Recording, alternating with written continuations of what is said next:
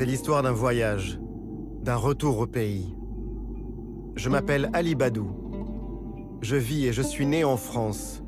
Mais la terre de ma famille, celle de mes ancêtres, la musique de la langue arabe, les premières couleurs vives, la lumière de l'enfance sont pour moi au Maroc. J'ai arpenté ce pays, j'y ai voyagé, j'y ai ri, j'y ai pleuré, j'y ai aimé aussi. Et je sais au fond que le Maroc est toujours une surprise, un mystère. Comme pour tant d'autres voyageurs avant moi, le Maroc se dérobe à mes yeux. Il se cache derrière des images, celles des paysages majestueux.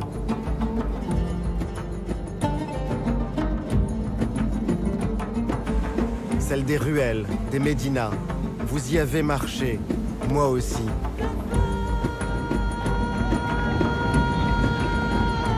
Le Maroc se montre comme un royaume de tradition.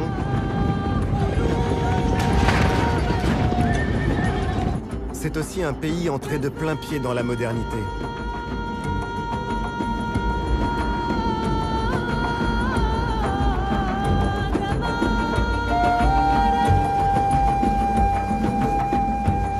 Certains, les yeux perdus à l'horizon, le voient comme un pays de marins, battus par les vents.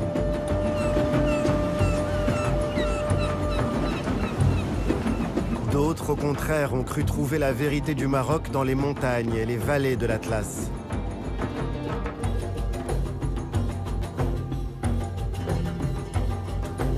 Pour les anciens géographes, le Maroc est le pays du soleil couchant, à l'extrémité du monde arabe. Les cartes le placent tout au bord de l'Europe. Et c'est aussi une porte ouverte sur les profondeurs du continent africain. Et si ce pays était à la croisée de tous ces chemins? Où bat le cœur invisible du Maroc? Voici l'histoire de cette quête. Voici l'histoire d'un voyage avec Yann Arthus Bertrand. Avec lui, avec moi, partez à la découverte du Maroc. Le Maroc, vu du ciel.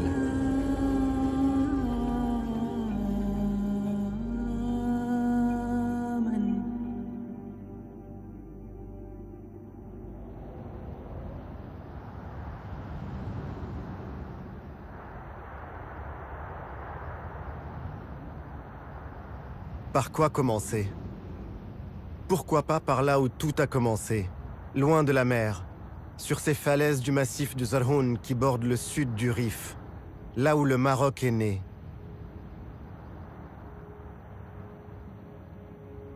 Dans cette petite ville qu'on dirait comme accrochée à des pitons rocheux, tout témoigne des origines de l'État marocain.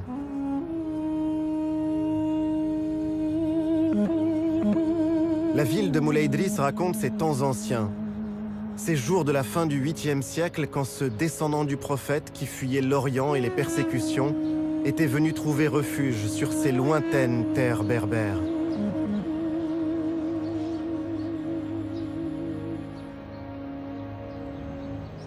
Aujourd'hui encore, Moulay Idriss est un lieu de pèlerinage. On passe cette porte pour admirer le mausolée du fondateur de la première des dynasties, les fontaines, les écoles coraniques.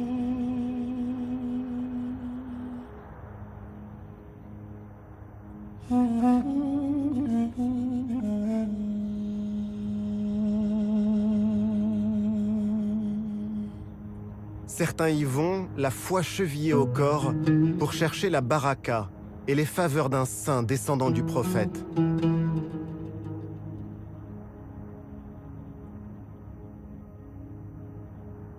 D'autres gravissent les falaises de Moulay Idriss pour admirer la plaine et en contrebas, une ville plus ancienne encore. Volubilis. Volubilis aux plusieurs vies. On lit dans ces ruines comme dans un livre. Dans cette cité prospère de l'Empire romain ont vécu berbères, juifs, chrétiens puis musulmans. On devine encore la splendeur des riches demeures, ces sols ornés de mosaïques. Chacune d'elles raconte une histoire. Les 12 travaux d'Hercule, ce héros un peu marocain. Hercule, demi-dieu de la mythologie qui vint ici, sur ces terres, pour vaincre le géant Atlas, et qui sépara pour toujours l'Afrique de l'Europe. Hercule qui a tout changé. À Volubilis, on surprend aussi la déesse Diane, qui prend son bain au milieu des nymphes.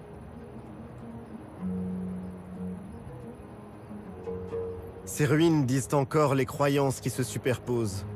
Des dieux de la mythologie aux vestiges d'une basilique chrétienne.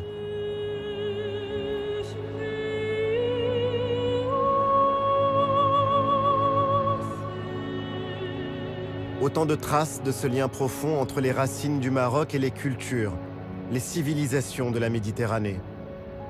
Le Maroc est ancré en Afrique. Il est aussi presque européen. Car avant tout, le Maroc est profondément méditerranéen. Toute son histoire en atteste, à commencer par les dynasties qui s'y sont succédées. Après Moulay Idriss et Volubilis, c'est à Meknès et à Fès que l'on remonte le mieux le temps. Meknès, la rivale de Fès. La ville de mon père. Dans les réunions de famille, on s'amuse de cette rivalité. Tout est prétexte à polémiquer et à rire entre les deux villes voisines. Les variantes dans les recettes de cuisine, les différences de caractère ou les traditions.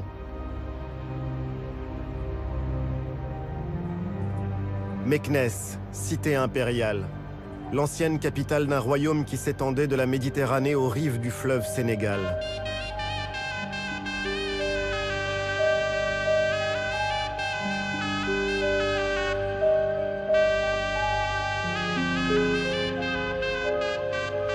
Comme Versailles raconte Louis XIV, Meknès raconte son contemporain, le roi Moulay Ismail. Il y a une forme de nostalgie à se promener dans Meknès, à imaginer la vie d'antan dans les palais, le faste de la cour, les bassins et les canaux qui alimentaient les jardins, les bains et les hammams. Imaginez aussi ces écuries aujourd'hui en ruine qui pouvaient accueillir jusqu'à 10 000 chevaux.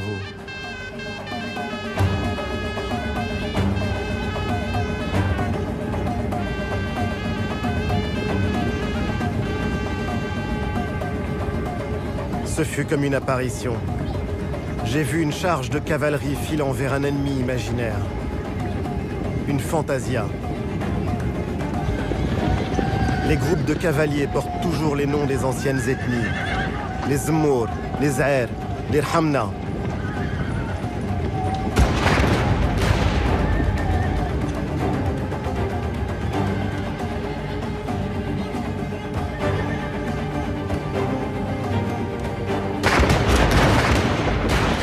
Cette démonstration de force, de panache et de courage, ces montures qu'on dirait prêtes à s'envoler ont fasciné les peintres orientalistes et le plus grand d'entre eux, le français Eugène Delacroix.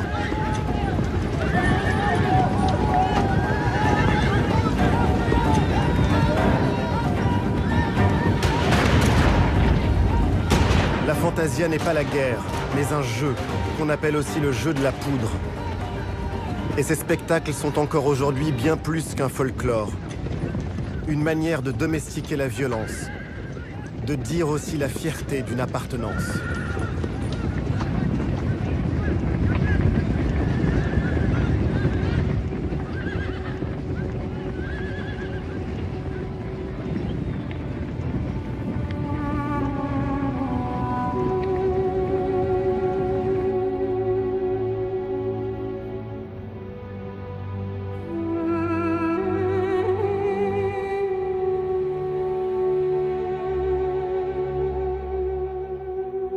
Un autre pan de mon histoire et de ma géographie.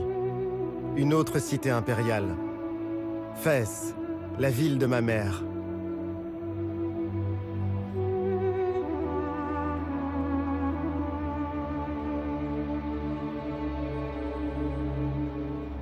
J'ai voulu arpenter les ruelles si étroites de Fès el Belli, le vieux Fès.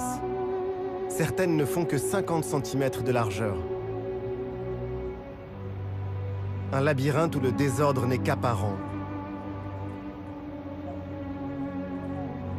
Pour se promener dans Fès, il faut s'abandonner, s'ouvrir à la surprise.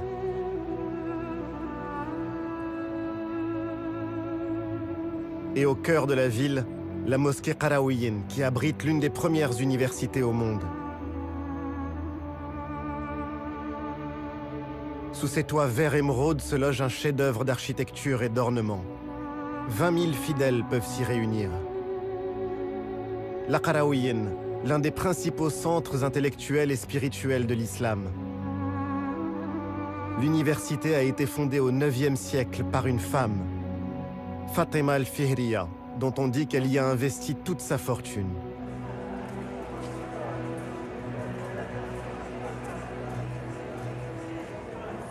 La Médina est un écosystème fragile. Pour la protéger, Fès est classé patrimoine universel de l'UNESCO.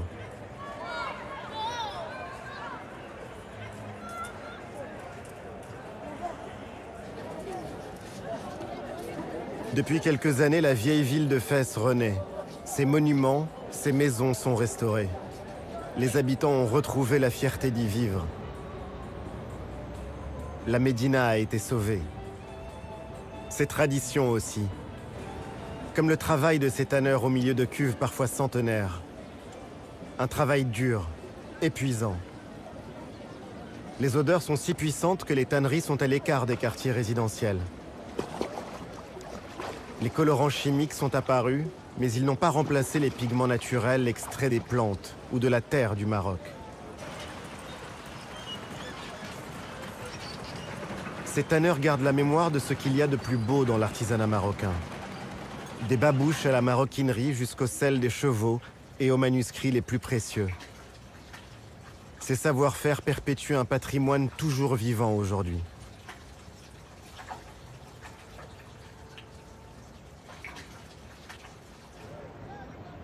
Fès est le modèle de la ville au Maroc. À tel point que pour désigner Fès, il suffisait à ses habitants de dire El Medina, la ville. Ville qui est comme un microcosme de l'identité du pays.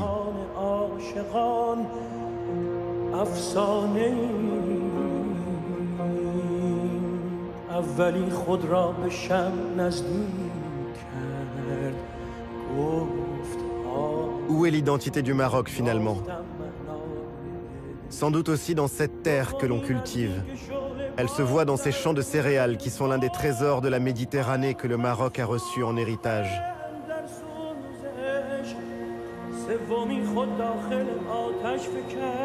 Les céréales sont à la base de la cuisine marocaine. On extrait le cœur de la graine, la farine fleur pour la pastilla. On travaille le blé dur pour le couscous. Chaque région a son pain.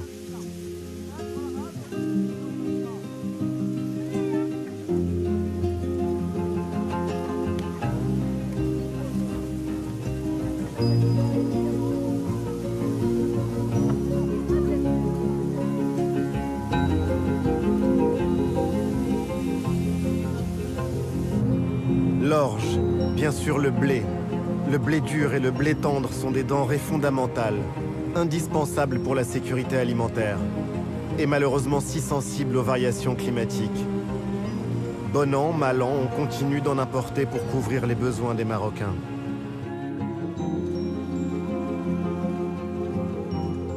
La culture la plus célèbre est sans doute maraîchère. C'est la tomate du Maroc. Ce qui pousse ici est pour l'essentiel destiné au marché intérieur. On y trouve des pois, des lentilles, des fèves. Ces légumineuses qui ont été la nourriture de base des hommes dans toute cette région du monde.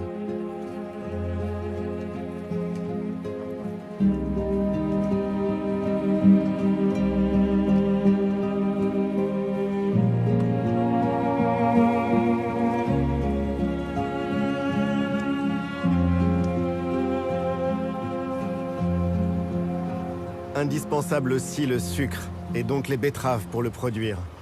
On offre encore du sucre dans les grandes occasions. C'est une manière de partager la joie, et au moment des décès, le sucre adoucit la douleur.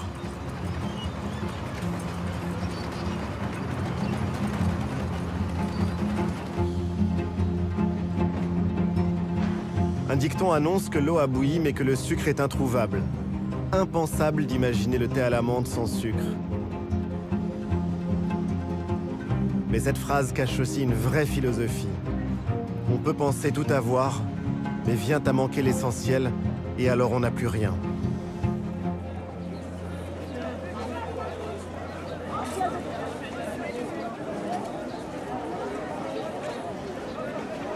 À la campagne, le rendez-vous incontournable, c'est le souk, le marché hebdomadaire. Même à l'heure du téléphone portable et d'Internet, le souk est en lui-même un vrai réseau social. On y vient bien sûr prendre des nouvelles des proches. On y parle de la pluie qu'on attend, qu'on espère. La pluie, absolument déterminante dans un pays toujours exposé à la sécheresse. C'est elle qui remplit ou qui vide les étals dans les marchés. C'est elle qui décide de la pénurie ou de la prospérité.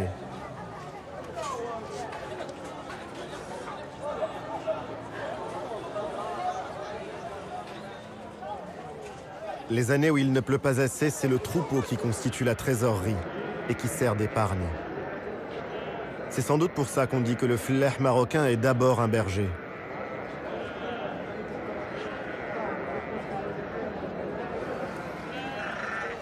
Longtemps, servir à ses invités de marque une autre viande que l'agneau était une offense. Bien sûr, les choses ont changé, mais le méchoui reste incontournable pour les cérémonies et pour les fêtes.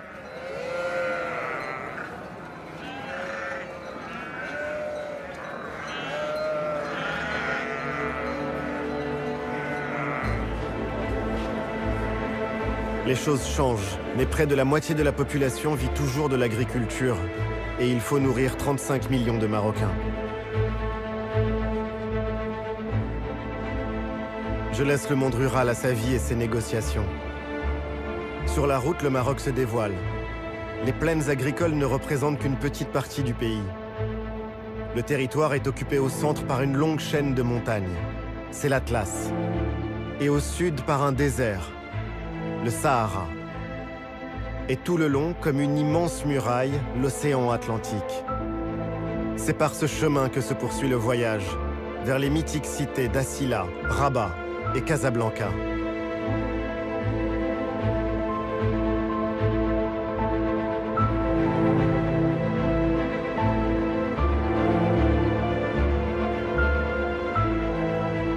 L'océan Atlantique à perte de vue plein sud.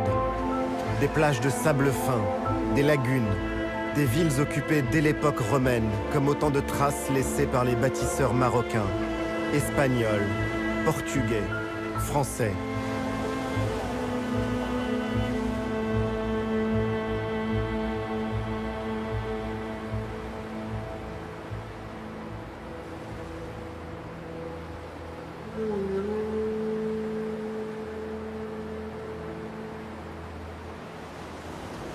Les médinas situés sur le front marin ont toujours été menacés.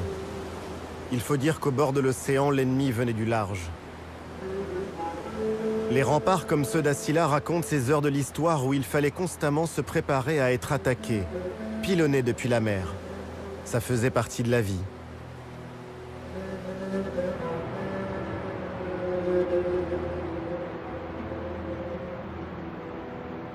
Assila est devenue la ville des peintres, qui chaque année, au moment de son festival, prennent les murs de la Médina pour toile et la transforment en œuvre d'art éphémère.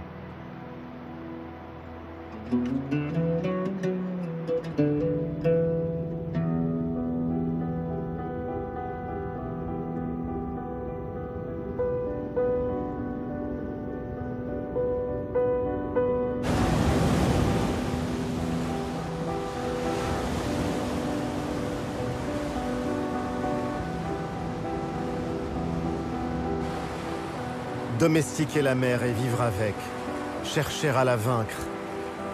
Les Marocains ont longtemps appelé l'Atlantique l'océan ténébreux.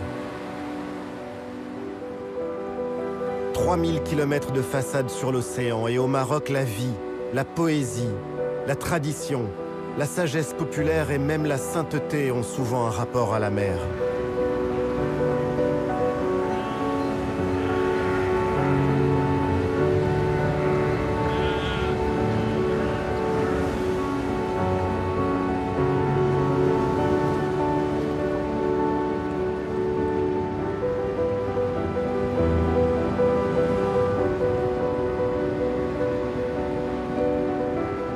Au XVe et XVIe siècle, l'Inquisition condamnait les Marocains qui cherchaient à apprendre et maîtriser les techniques de navigation, ce qui leur était formellement interdit.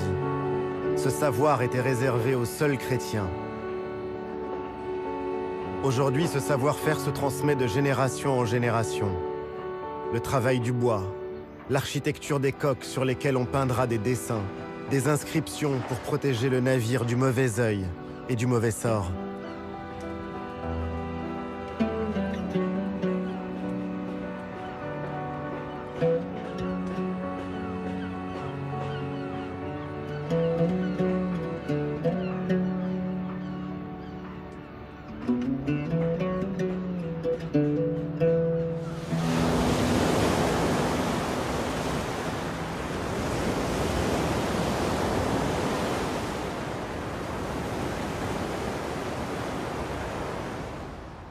J'ai vu Rabat comme je ne l'avais jamais vu. J'ai marché dans les ruelles peintes de chaux blanches et bleues des Oudayas, ce quartier qui tient son nom d'une ancienne tribu.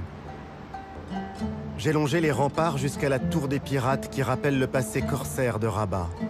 Ces navigateurs sans peur qui, au XVIIIe siècle, écumaient les mers jusqu'à l'Islande.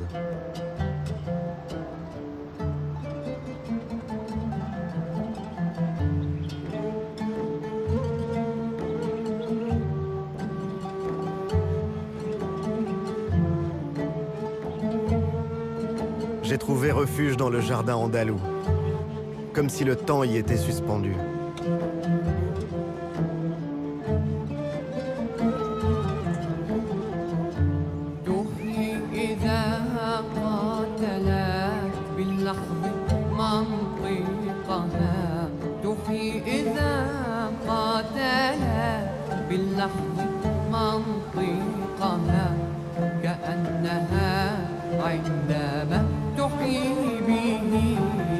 La cité corsaire est un souvenir présent dans les livres d'histoire, dans les contes et les imaginaires.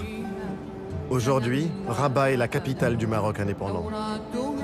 Je suis donc allé méditer sur la tombe du père de l'indépendance marocaine, Mohamed V.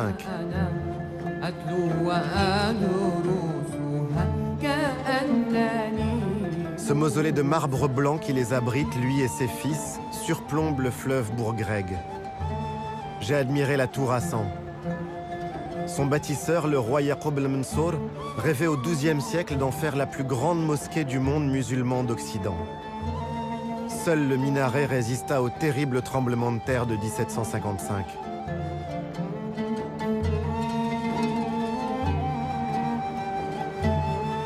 La grande histoire. Et puis mon histoire. Je suis allé prier sur les tombes des miens au grand cimetière des Chouhada, le cimetière des martyrs qui borde l'océan.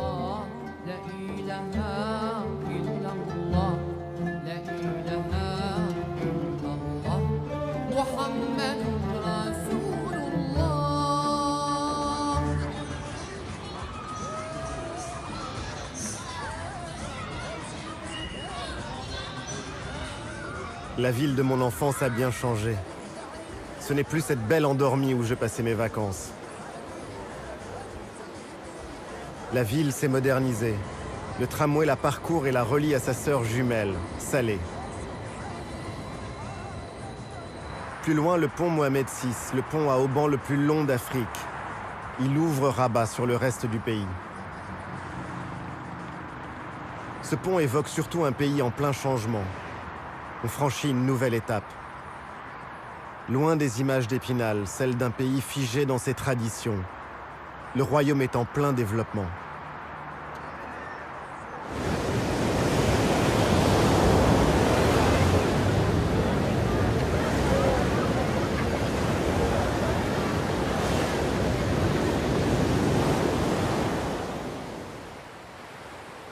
Sur la route de Casablanca, la plage de Bouzneqa. Les riches Casablancais y ont des maisons d'été, imposantes, luxueuses. Ces grandes villas ont remplacé les cabanons de bois qui dataient pour certains du protectorat. On en trouve encore quelques-uns dans la baie voisine de Dahomey. Ils sont exposés à l'érosion et aux marées.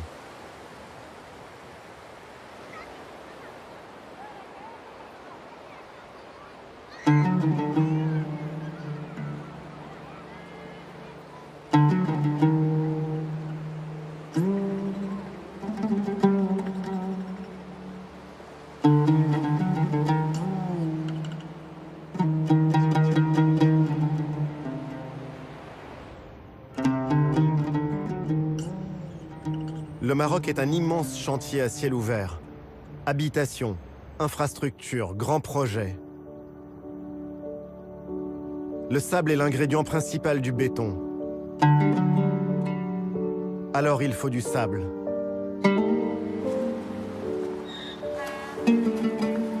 On a du mal à croire que le sable soit devenu un produit stratégique, rare et recherché. Le travail est dur pour ces hommes qui doivent ramasser ce sable gorgé d'eau, et donc très lourd. Et je me pose la question, ça donne du travail, mais à quel prix ?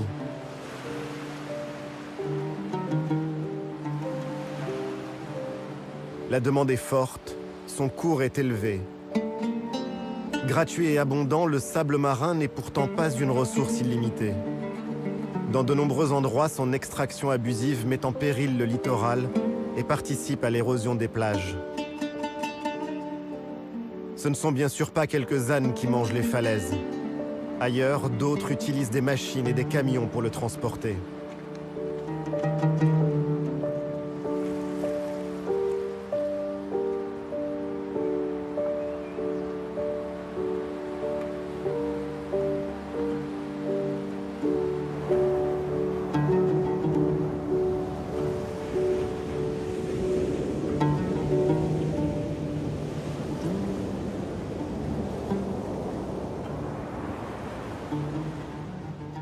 Et puis j'ai vu la vie moderne, à Casablanca, une ville qui est le laboratoire du Maroc à venir. Les nouveaux modes de vie, les nouveaux métiers, les nouvelles relations sociales, tout ça s'invente ici, dans cette métropole qui n'arrête pas de changer.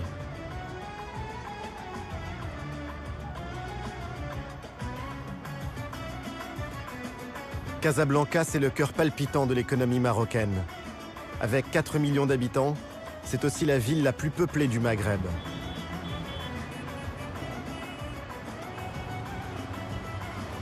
Casablanca est une métropole éclatante de vie, où cohabitent la richesse et la pauvreté. Une ville jeune, à l'image du pays dont un quart de la population a moins de 15 ans.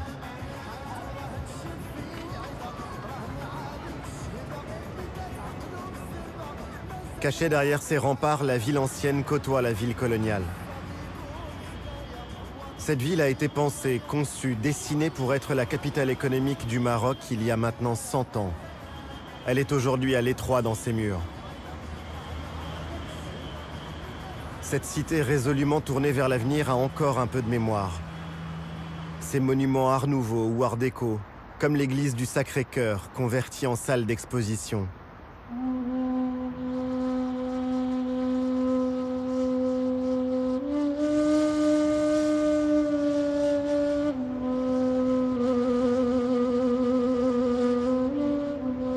Mais les regards se portent désormais vers l'océan. La fierté des Casablancais, c'est une mosquée. Posée sur la mer, la mosquée Hassan II. C'est l'une des seules mosquées du Maroc ouvertes aux non-musulmans. Avec son minaret de 200 mètres, c'est le monument religieux le plus haut du monde. Une esplanade dédiée à la piété dans une ville vouée à l'argent.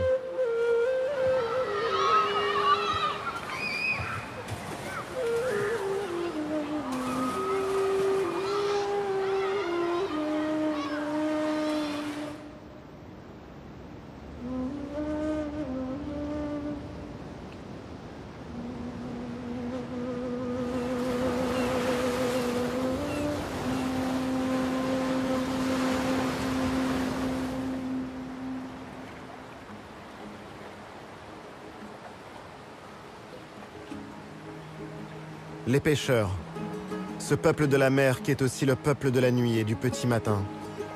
Ces hommes vivent au rythme des saisons et des migrations des bancs de poissons.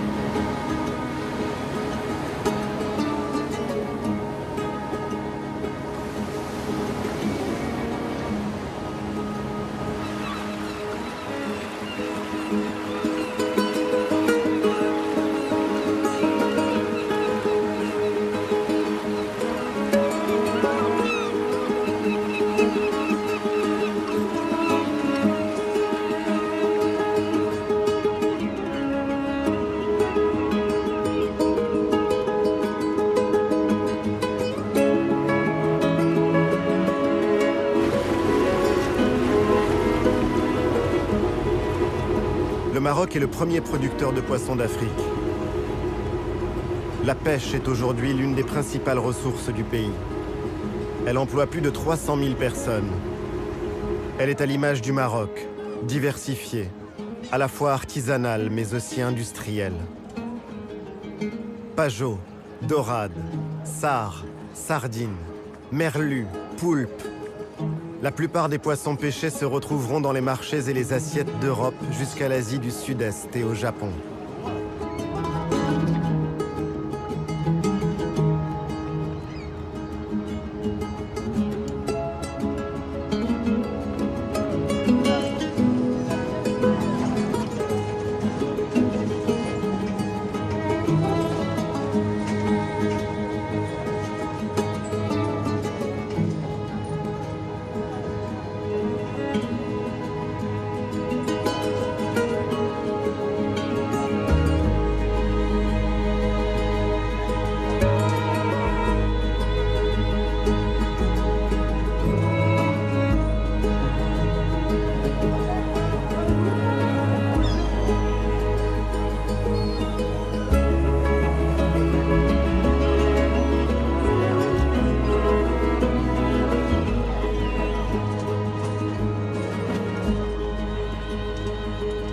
Depuis quelques années, on commence à lutter contre la surexploitation, à respecter les cycles biologiques, améliorer les conditions de travail et de vie sur les chalutiers.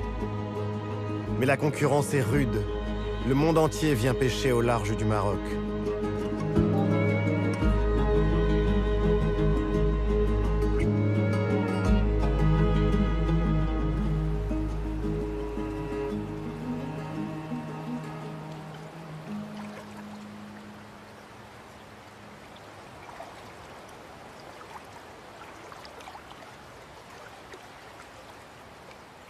C'est cette même mondialisation qui fait vivre les pêcheurs d'algues de la région d'El Jadida et qui tout à la fois en épuise les ressources.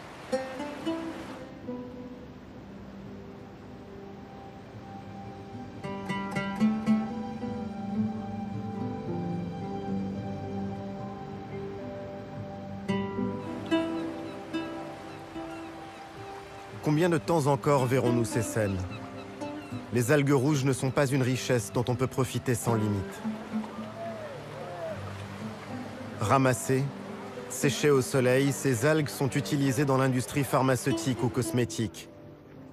Transformées par la chimie, elles serviront à fabriquer l'agar-agar, ce gélifiant végétal utilisé par les groupes agroalimentaires. La demande est forte. Seule une infime partie de cette manne reviendra à ces femmes, à ces hommes qui récoltent les algues quelques mois par an.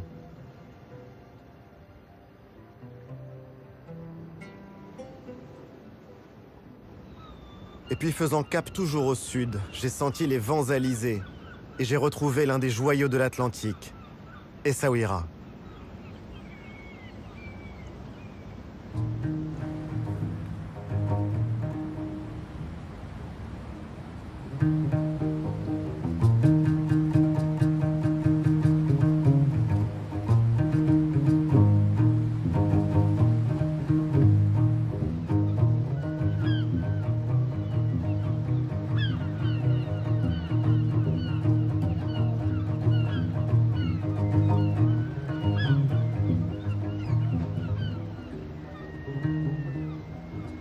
Essaouira, cette ville entre deux mondes qui vit au rythme de la musique gnawa.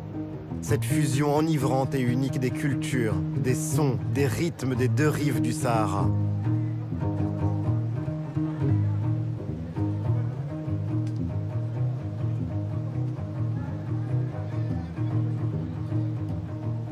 Longtemps, une caravane de 10 000 chameaux reliait Essaouira à Tombouctou et poussait ses relais jusqu'à Saint-Louis au Sénégal. J'ai déambulé dans le Mellah, ce quartier qui garde encore le souvenir de la culture juive, si importante au Maroc. Les murs, les maisons témoignent de ce glorieux 19e siècle, quand celle qu'on appelait Mogador était une plaque tournante du commerce international.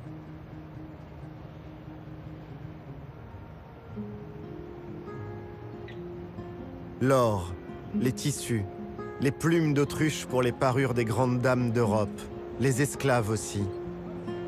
Les hommes comme les marchandises passaient par ces rues et peut-être même par ces portes pour se retrouver aux États-Unis, en Italie, à Amsterdam ou encore à Londres. À l'époque, les Juifs étaient les protégés du sultan, et les marchands du monde entier y étaient représentés.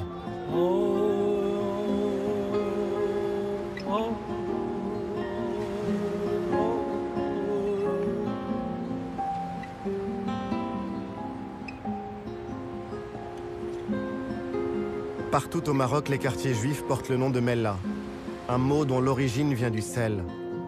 Certaines activités de salaison et de conservation ont longtemps été réservées aux Juifs marocains. Pendant des siècles, l'histoire du Maroc s'est confondue avec ce commerce, quand le sel était au centre des échanges de la Méditerranée jusqu'au sud du Sahara. Du sel contre l'or du Ghana.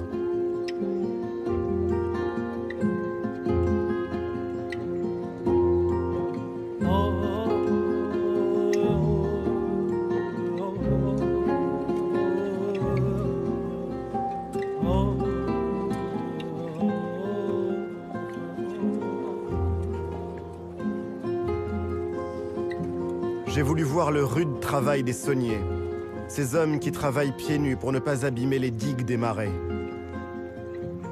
Je me dis que ces différentes scènes, toutes ces strates ne disent qu'une seule et même histoire, celle d'un pays qui s'est inventé au carrefour de grandes routes commerciales. Le sel marque bel et bien une étape dans ce voyage.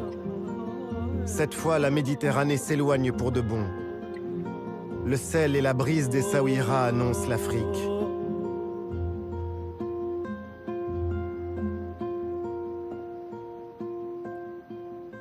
D'ailleurs, en 2000 km de côte, le paysage a profondément changé. On sent frémir le vent du sud.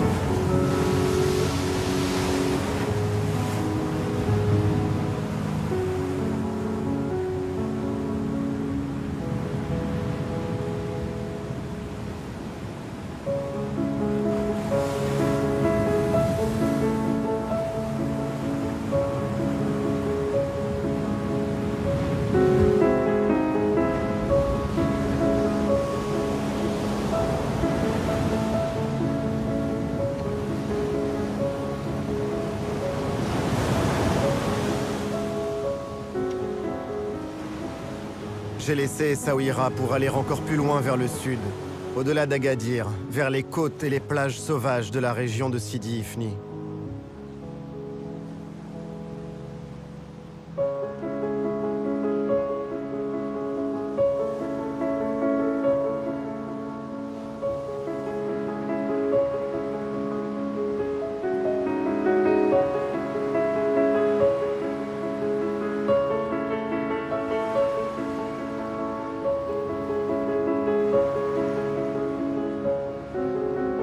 Contempler encore une fois les arches de l'Exila. L'arche que l'on voit n'existe déjà plus, emportée par l'érosion. Le monument naturel s'est écroulé.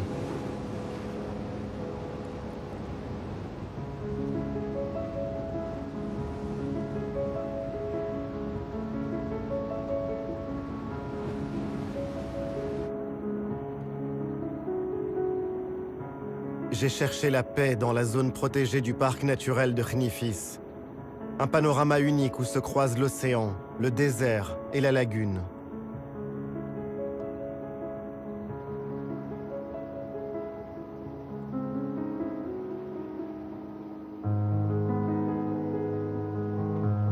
Des milliers d'hectares sauvages et un refuge pour la faune. C'est la voie de passage des oiseaux migrateurs qui longent le rivage atlantique. Cette route les mène jusqu'en Afrique du Sud.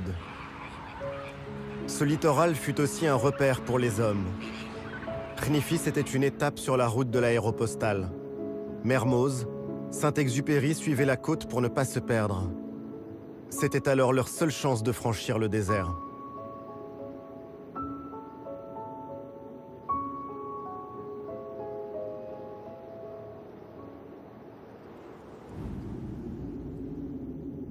En continuant mon chemin vers l'Aïoun, j'ai de nouveau mis mes pas dans ceux de l'histoire.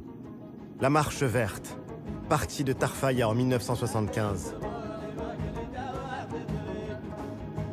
Tous les enfants du Maroc connaissent cet épisode par cœur.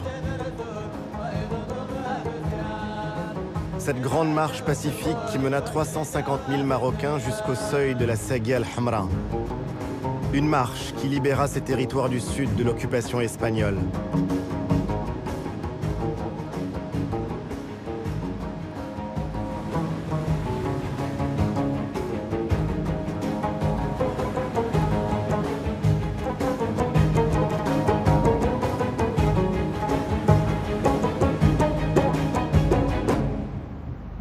L'Aïoun a connu ces dernières décennies un développement fulgurant. L'ancien petit campement de l'époque coloniale est devenu le principal centre urbain des provinces du Sud. La population y a plus que doublé en 40 ans. Autour de la grande place du Méchoir, la ville s'est agrandie avec ses infrastructures, ses banques, ses administrations et ses entreprises. Comment imaginer qu'à la place de cette ville en plein désert, il n'y avait encore récemment que des traces de passage de tribus nomades? Partout, de grands chantiers sont lancés pour développer l'économie de la région. Et le Maroc attend que sa souveraineté sur le Sahara soit entérinée par l'ONU.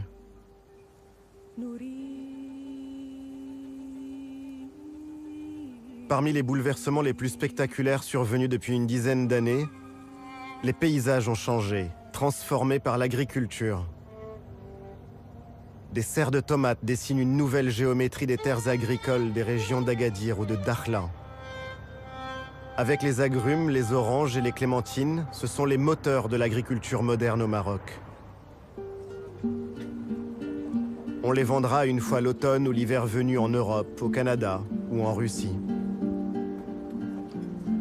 Cette agriculture aux techniques ultramodernes fait surgir des tomates en plein cœur du désert. Cultiver ces terres désertiques est exigeant. La plupart des exploitations de cette région sont des cultures hors sol. Le soleil est là toute l'année, mais l'eau douce est beaucoup plus rare.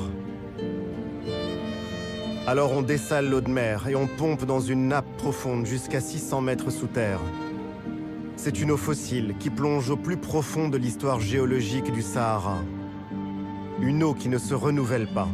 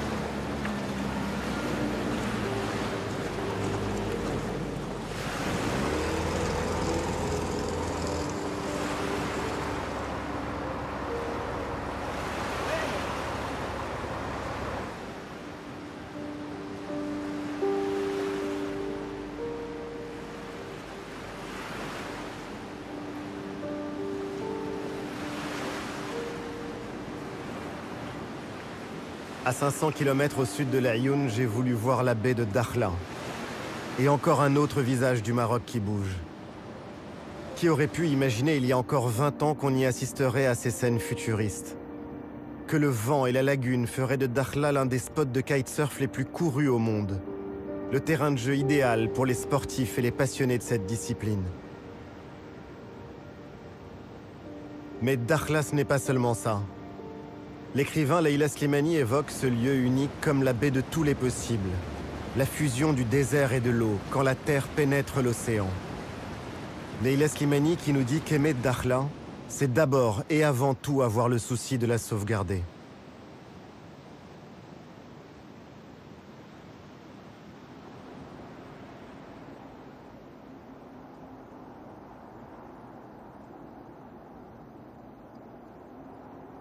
J'ai quitté Dakhla pour remonter vers les montagnes.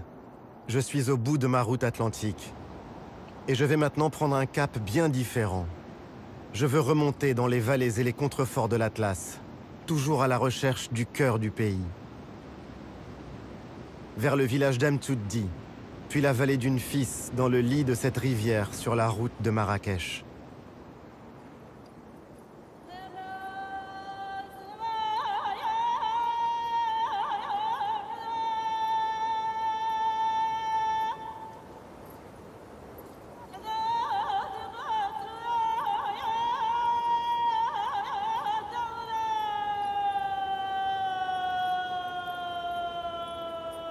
Amtuddi est niché au pied des falaises abruptes de l'anti-Atlas.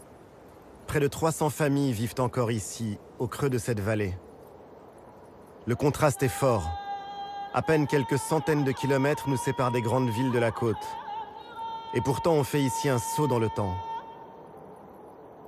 On trouve des traces d'occupation humaine jusqu'à 10 000 ans avant Jésus-Christ. Des gravures rupestres montrent des éléphants, des girafes, des rhinocéros ou encore des autruches. Mais cette région est aussi celle de l'Agadir, ces greniers collectifs bâtis par les habitants.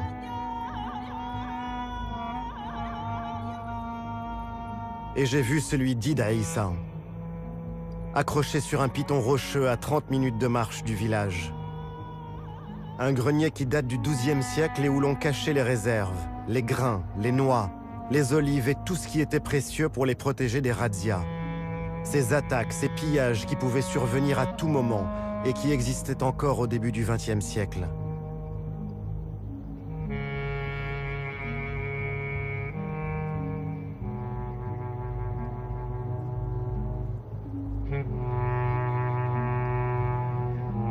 Le spectacle de ces fortifications rappelle la précarité de la vie en ces temps anciens, quand les hommes et leurs biens suscitaient les convoitises.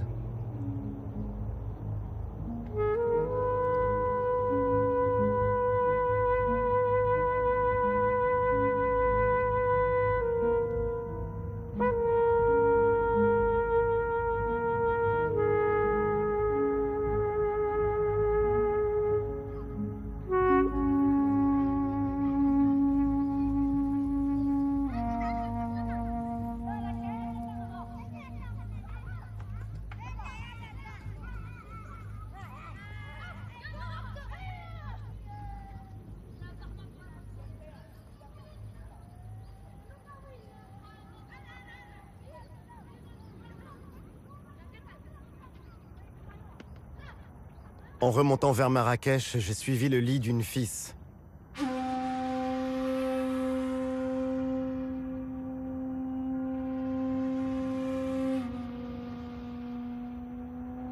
Dans ces vallées vertes où persiste encore la vie en hameau, chacun d'eux rassemble une famille ou un clan.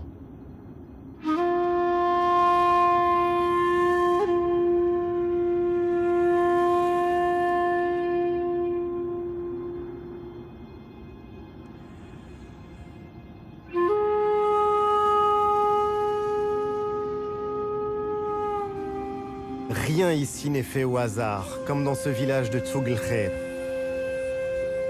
Le choix du site et des matériaux de construction, l'orientation des façades et des ruelles pour laisser le moins de prise possible au vent, à la pluie et aux intempéries.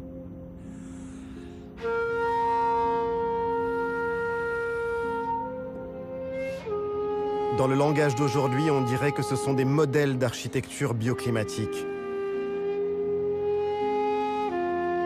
Tout ici est défi pour les hommes. Il faut du génie et un travail harassant pour vaincre les pentes des montagnes, organiser la vie en commun. La survie de l'individu est impossible en dehors du groupe.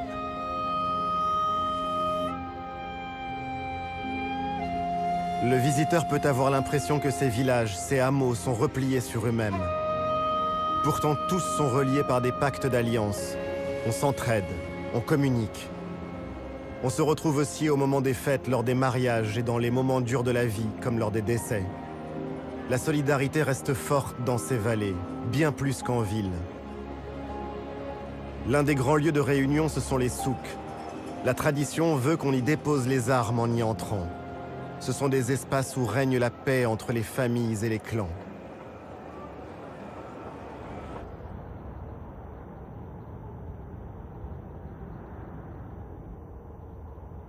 Toute cette vie dans les vallées et les montagnes n'existerait pas sans eau.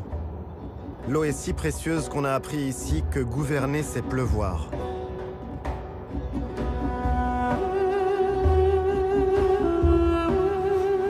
C'est au roi Hassan II que le Maroc doit ses barrages. Un choix stratégique engagé il y a 40 ans, à une époque où l'on ne se souciait pas autant de la gestion des ressources en eau.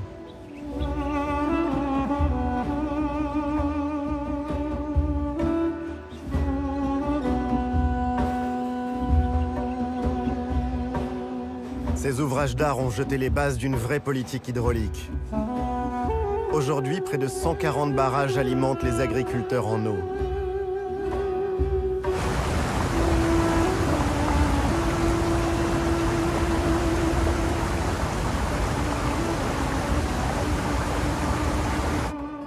De ce souci de l'eau est né un art, un savoir-faire qui a donné naissance à de remarquables bassins. Certains sont vieux de plus de 700 ans. Le bassin de la Ménara est alimenté par un système hydraulique. Il achemine l'eau depuis les montagnes, à 30 km environ de la ville de Marrakech. Ce bassin permet l'irrigation de l'oliveraie qui l'entoure. La Ménara. On ne compte plus les légendes qui sont nées de ce lieu. On raconte que le roi Moulay Ismaïl y aurait noyé nombre de ses conquêtes après les avoir séduites. D'autres disent que sous le bassin se trouve le trésor que le sultan Abou Bakr ibn Omar aurait rapporté d'Orient. Reste un lieu à part, loin de la folie du centre de Marrakech. Une promenade pour les amoureux.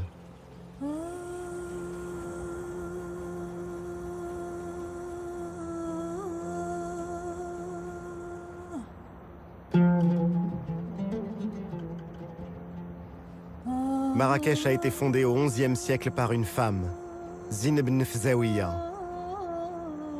l'épouse du roi Youssef ibn Teshfin qui rêve de conquête. Son mari parti en guerre, Zine ibn Fzawiya s'établit dans cette palmeraie au pied de l'Atlas. C'est elle qui en conçoit les tracés et qui administre ce qui est rapidement devenu une cité prospère.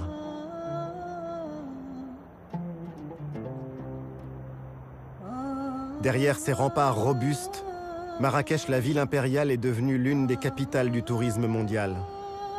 Mais même au cœur des lieux les plus visités, l'âme de la ville est restée vivante.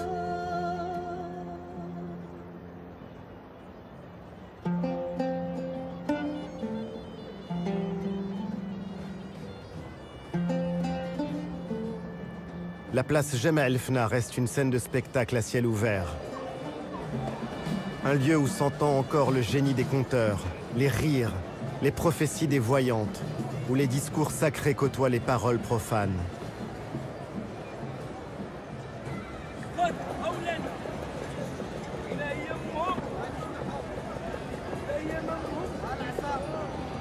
Jemaa el-Fna garde le souvenir de ce temps où le réel et l'imaginaire se confondaient. L'UNESCO l'a classé patrimoine oral de l'humanité.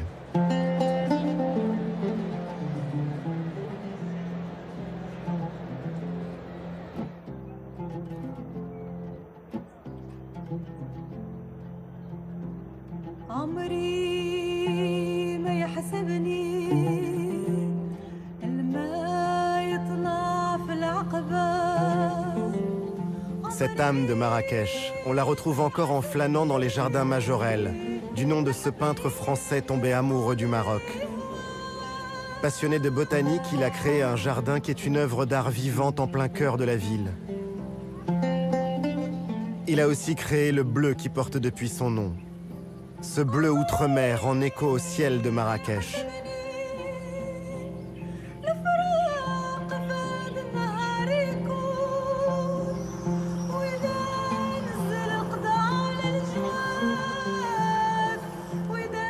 Le bleu et le rouge, celui de la ville et de son monument le plus haut, le minaret de la Koutoubia dont chacune des façades est différente de l'autre.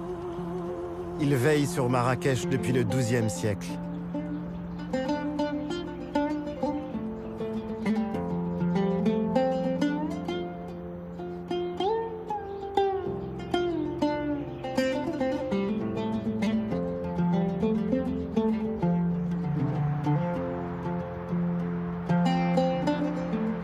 faut dire que la ville s'est considérablement agrandie, et notamment pour accueillir les touristes.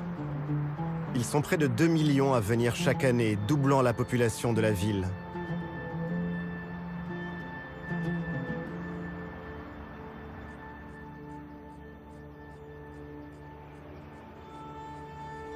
Beaucoup font le voyage et viennent à Marrakech pour jouer au golf.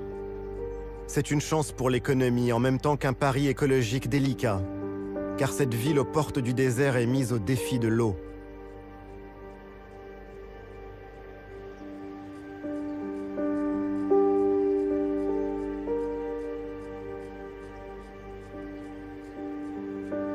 La demande explose et il faut préserver les ressources.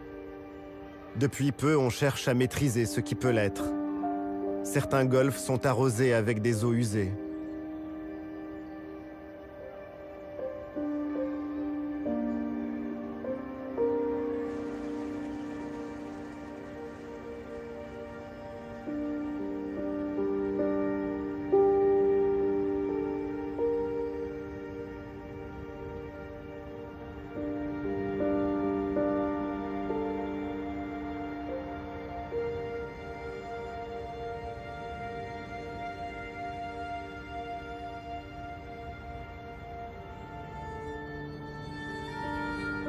De Marrakech à Tellouet et vers Ouarzazate, on franchit les vallées et les cols du Haut Atlas.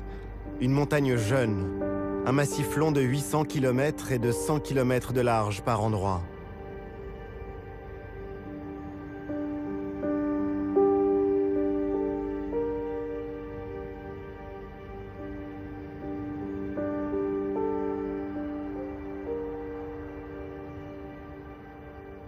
Cette fois, la route nous emmène au plus profond du pays, sur ces sommets enneigés.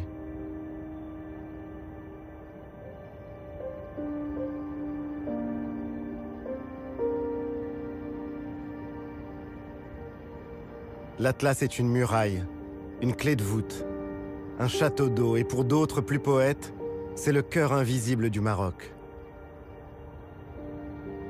Et tout en haut, le Toubkal, le point culminant de toute l'Afrique du Nord.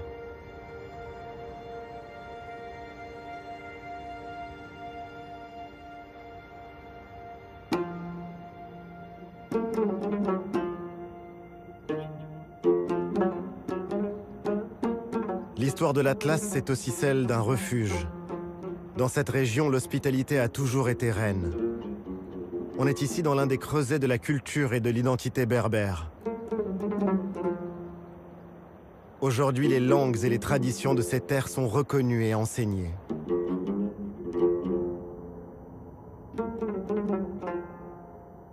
Dans les vallées, le verre est toujours différent. Et c'est le signe des prouesses et du labeur des hommes. Les paysans sont de vrais jardiniers. Ils jouent avec les pentes pour acheminer l'eau jusqu'aux plantations.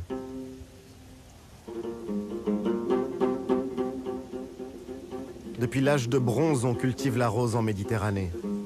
La célèbre fleur s'épanouit dans ces espaces semi-arides. La récolte se fait au lever du jour, quand les fleurs sont encore humides. Cueillies délicatement par les femmes, les fleurs seront vendues au kilo et distillées le jour même.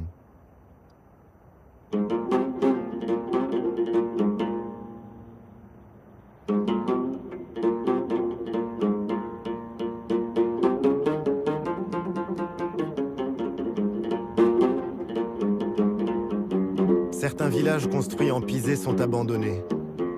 De nombreux jeunes quittent la campagne pour aller chercher meilleure fortune ailleurs.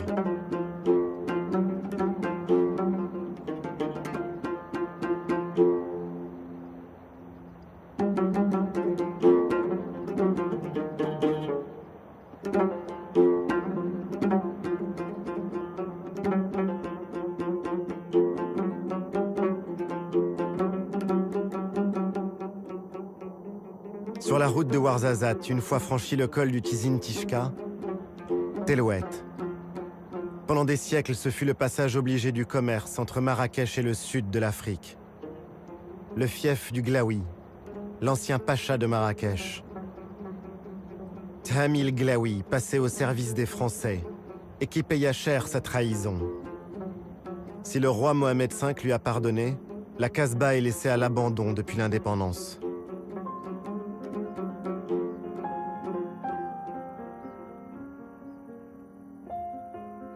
Un gardien l'a fait visiter. Il raconte dans ce décor de marbre et de zélige dorée qui s'effrite Churchill, Hemingway et les autres visiteurs prestigieux qui ont séjourné ici.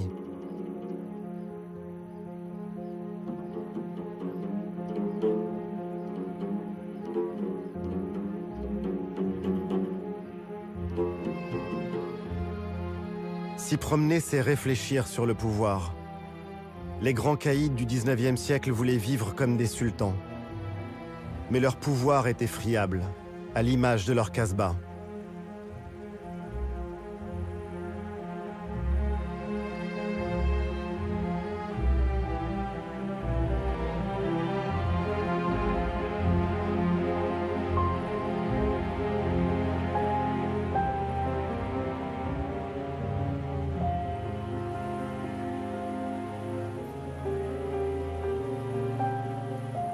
À Telouet, la cigogne blanche veille sur les hommes. Elle n'est pas chassée. La croyance populaire la considère comme un porte-bonheur et un oiseau sacré. La légende y voit un religieux avec sa djellaba blanche et son burnous noir. Aux enfants, on raconte que Dieu a transformé cet homme en cigogne parce qu'il avait mangé pendant le mois sacré de Ramadan.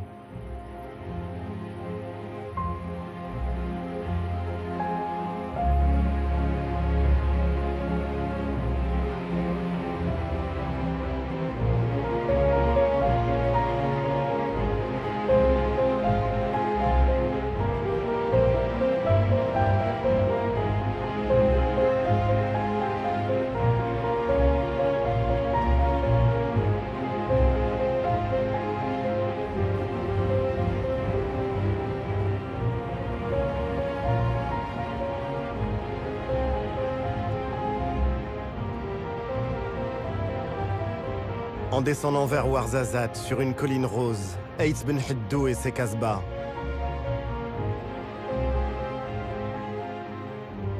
Certaines sont en ruine, les autres ont été restaurées pour les besoins du cinéma, ou depuis que le site a été classé patrimoine mondial par l'UNESCO.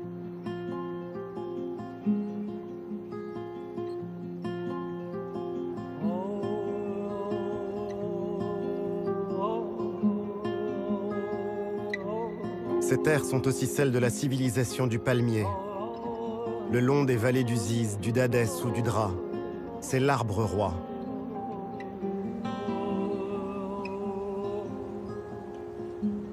Chacun d'entre eux peut produire 30 à 100 kilos de dattes selon les années. Mais l'arbre est menacé. 2/3 des palmiers dattiers ont été décimés par la maladie du bayoud.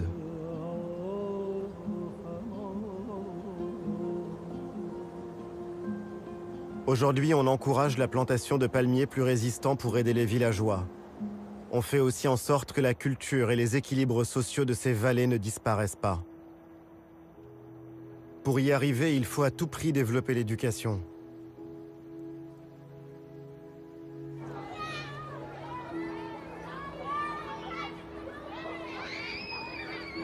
Et dans un pays où 40% de la population vit dans les campagnes, cela veut dire fournir l'accès à la scolarité même dans les régions les plus enclavées.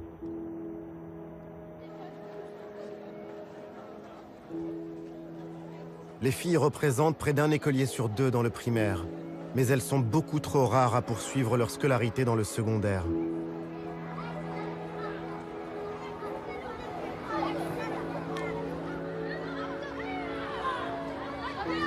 C'est à l'école, c'est dans la loi, dans les têtes aussi évidemment que se jouera l'émancipation des femmes marocaines.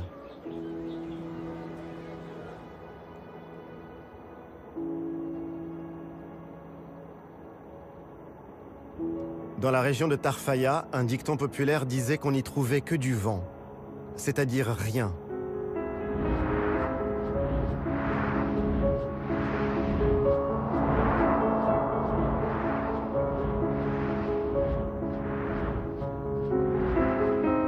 Aujourd'hui, ce rien est une richesse.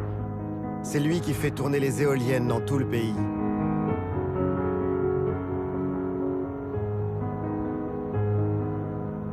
l'économie verte semble avoir profondément pris racine au Maroc.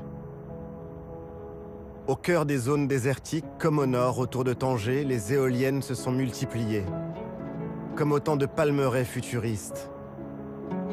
D'autres verront le jour dans les prochaines années.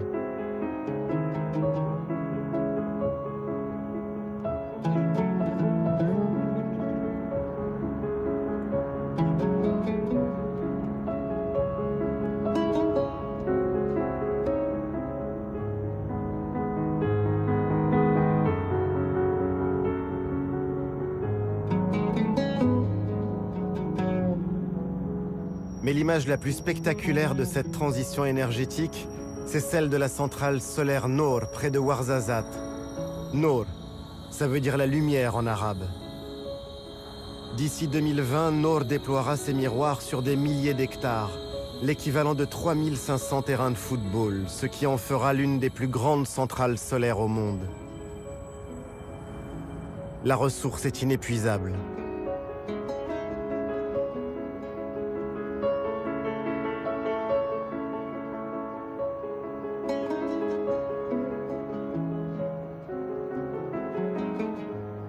Se tourner vers le soleil, transformer sa lumière en électricité. C'est ce qui permettra au Maroc de sortir de sa dépendance au pétrole d'ici 2030. Plus de la moitié de l'énergie produite dans le pays sera verte.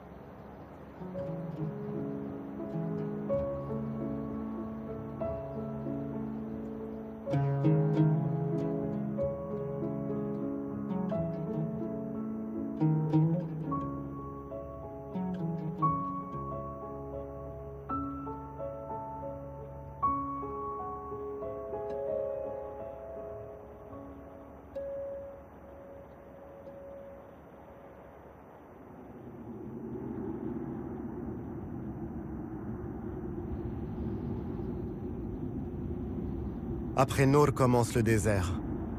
L'immensité du Sahara est là, aux portes du Maroc, avec les dunes de Merzouga. Certaines culminent à 250 mètres.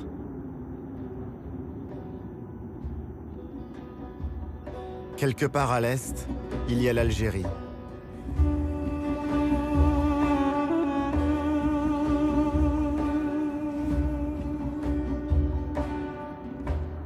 Sans le savoir, les voyageurs mettent leurs pas sur les routes invisibles qu'empruntaient les anciens caravaniers. Ces hommes étaient marchands. Ils étaient aussi souvent érudits. Et dans leur sillage, on trouvait médecins, juristes et lettrés. Tous marchaient à travers l'Afrique. Et avec eux, l'influence culturelle du Maroc se diffusait jusqu'au Sénégal et à la boucle du Niger. Pour ces voyageurs venus des profondeurs de l'Afrique, voir ces dunes signifiait la fin d'un grand voyage. Merzouga annonçait le Maroc, un autre monde, cosmopolite, celui de la Méditerranée. Tout nous ramène finalement à cette mer Méditerranée, et plus encore à cette ville au contact de l'Afrique et de l'Europe que l'on appelle Tanger. De Rabat, Salé la corsaire, à Fès l'arabo-andalouse ou Marrakech la déjà africaine, le Maroc est à la croisée de tant de routes. Les caravanes ont disparu, mais aujourd'hui encore, nombre de femmes et d'hommes rêvent toujours d'atteindre la Méditerranée.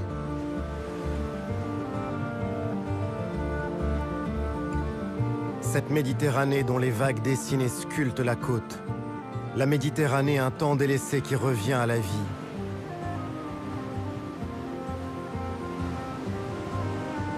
Romains, Phéniciens, Arabes, combien de peuples et d'empires ont contemplé ces falaises? Depuis quelques années, ce sont les Marocains qui se réapproprient leur rivage méditerranéen.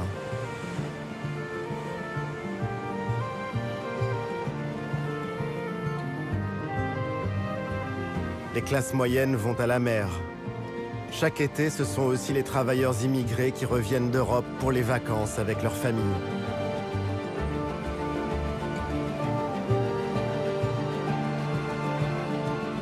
La plage et le soleil ont fait de ces rives de la Méditerranée une côte radieuse. On y croise aussi des Espagnols venus en voisin le temps d'un week-end. C'est un retour de l'histoire dans cette région marquée par les rivalités avec le voisin du Nord. Sous les parasols, on ne se soucie plus des conquêtes. On oublie peu à peu l'époque où la baie d'Al-Hoceima était l'objet de toutes les convoitises européennes.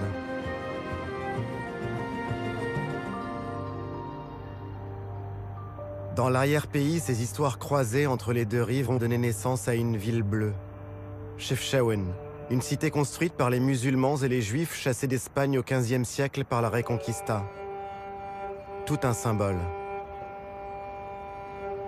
Chefchaouen est aujourd'hui un haut lieu du tourisme marocain. On y vient pour admirer ces camaïeux uniques au monde. Certains s'y laissent emporter par des volutes rêveuses qu'offre la terre de cette région.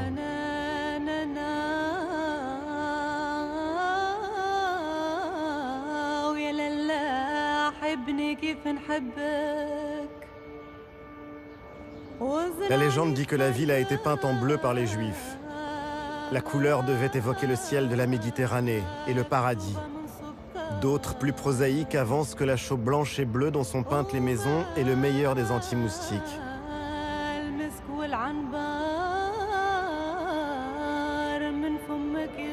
Chefchaouen est accroché sur les contreforts du Rif, cette région qui a toujours défendu sa culture et son identité. Le Rif est la patrie d'Abdelkrim el-Khattabi, ce héros marocain devenu icône de la lutte anticoloniale. Comme un autre retour de l'histoire, le Rif vit aujourd'hui largement de l'émigration de ses enfants en Europe. Et l'Europe est justement là, on la touche du doigt, à Tanger. On y charge et on y décharge pour le monde entier, et en particulier pour l'Europe, car le destin du pays se joue dans ses relations avec le nord de la Méditerranée.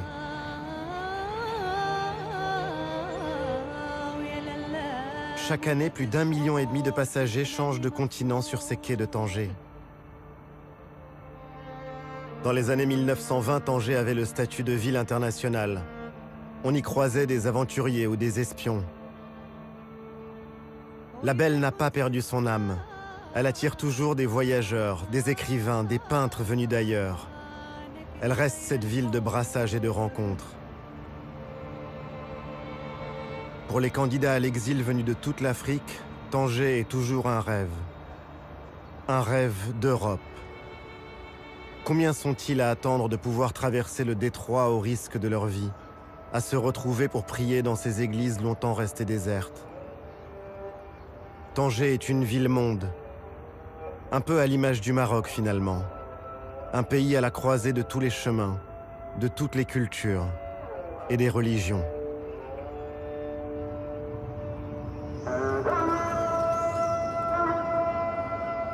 Dans les djellabas de couleur de ces femmes, j'ai vu comme une évocation de la cohabitation des cultures et de la fraternité. L'islam ouvert et tolérant du Maroc.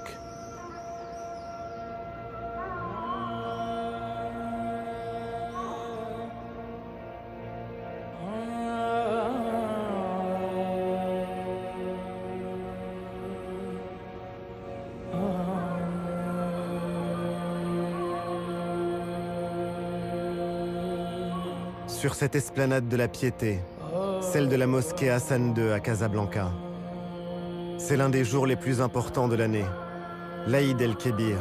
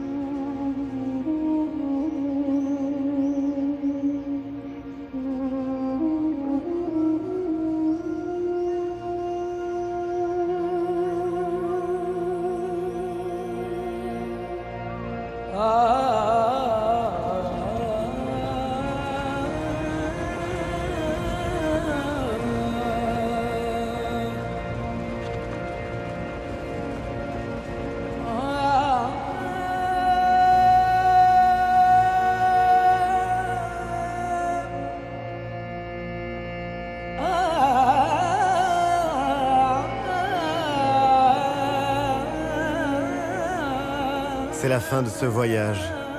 J'ai retrouvé les miens. J'ai redécouvert mon pays.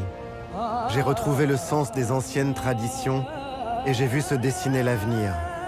Ces différents Marocs que l'histoire a tissés, cousus ensemble pour ne faire plus qu'un. Être ensemble, vivre ensemble dans la diversité.